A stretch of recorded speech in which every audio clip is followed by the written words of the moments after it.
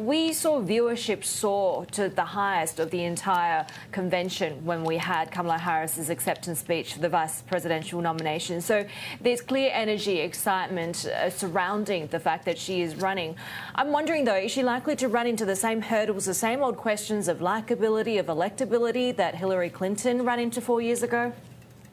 Yeah, I think we have to be very clear and honest that these institutions, particularly our political institutions, don't just change overnight. And she will confront some of the same sexism and even more so racism that unfortunately is still characterizing our politics. At the same time, we're in a moment where there are a lot of women and women's organizations in particular that are ready to call this out. So I think the difference, and even from 4 years ago, is that you have more groups, more individuals really poised to fire, to call the alarm or sound the alarm when they see her being treated differently and unfairly. And I think we've already seen that in some of the early commentary about her, both her race and her gender. We often see the gender and race playbook, particularly in the boardroom, really fail to make mileage when it comes to representation, right? So what about the political playbook? Because we know what President Trump's playbook is going to be going into November. So how do you counter that?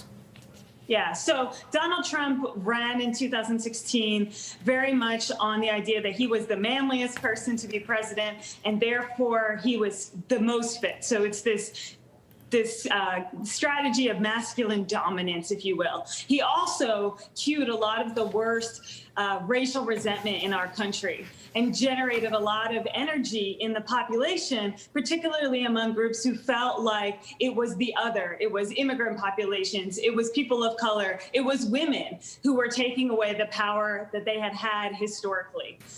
You'll continue to see that this year. On the Democratic side, you see the reverse, an attempt to try to demonstrate that this party is more inclusive, that it accepts different groups and populations, it values all populations. And you see that in the DNC, the attempt to demonstrate the diversity in the speakers. And then with Kamala Harris's selection, really know that this party is trying to move things forward in nominating the first woman of color ever to be a vice presidential nominee. We'll see if voters really buy that. And of course, the Democrats have to do more than just bring in speakers that are diverse. They have to be sure that those individuals also have power and influence in the party's agenda. And then ultimately, if the Biden-Harris administration wins, in setting the agenda in that administration. Kelly, so if you were a political strategist trying to get Harris elected, how would you advise her to fight, say, characterizations like we have heard from investors, say, Jeffrey Gundlach, who recently said she's a little too charismatic, that she's a little bit dominant with her personality, things that in male political figures you would think are assets, he was saying them as criticisms. So how do you fight that?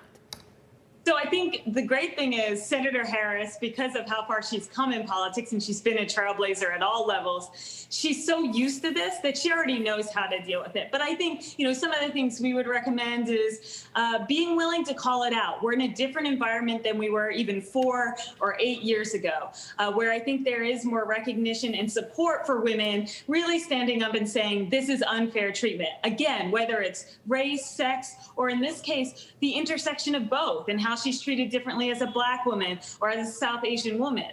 So I think her willingness to speak out, which she's already done in her first speech, she called out this criticism that she was too ambitious. She did it kind of in a veiled way, but I think we'll continue to see that with her. And then also recommend that she use other third-party validators and surrogates to call it out as well. And I think she's got a group behind her. She's got her own K-Hive that's ready to call out some of this treatment, and that will help her as well.